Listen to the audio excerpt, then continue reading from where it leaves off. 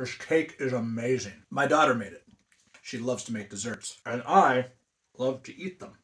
Someone in my comments said something about how we should stop factory farming and take off the weight of all the withered people of California. For most of us in America, food is an individual choice, and one with very real consequences. But that's not what this TikTok's about. The global food supply is a different matter altogether.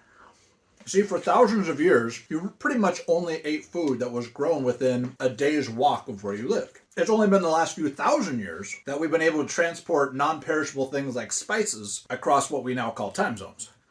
And really, it's not until the advent of refrigeration that we could transport perishable things like dairy and poultry and most kinds of meat. It's likely that I'm consuming more sugar in this one piece of cake than some of my ancestors did in an entire year. But the fact of the matter is, we long ago passed the point where we could sustain the human population with immediate local farming. It's just not physically possible. For two reasons, really. One, we got people living where you can't grow food. I'm not just talking about the deserts and Las Vegas and stuff like that. What about the hills, the mountains? Alpine, places with short growing seasons, places with soil that's good for growing wood, but not for grain. But the second reason has to do with crop yields. If we were growing food the same way we did even 100 years ago, even by maximizing the acreage and the crop production worldwide, we couldn't grow enough to sustain 8 billion people. At least not with global dietary preferences. So what does this have to do with factory farms? It all comes down to economies of scale. You may not like the fact that farms have gotten bigger, but many of you are alive because of it. Places like the Central Valley, where you can grow a lot of one thing in a very large area, in the long run means not just more profits, it means more food overall grown for fewer inputs.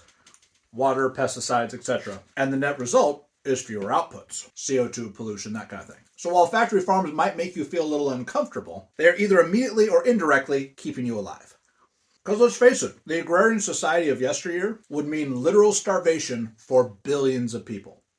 We don't need factory farms to go away. We need factory farms to get better, more efficient, better use of water, better stewardship of the soil. And there are plenty of people in big agriculture who are working very hard at that.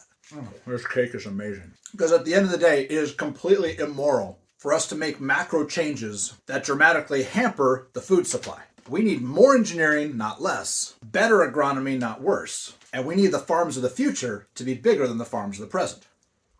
Which is the only way that we can have our cake and eat it too.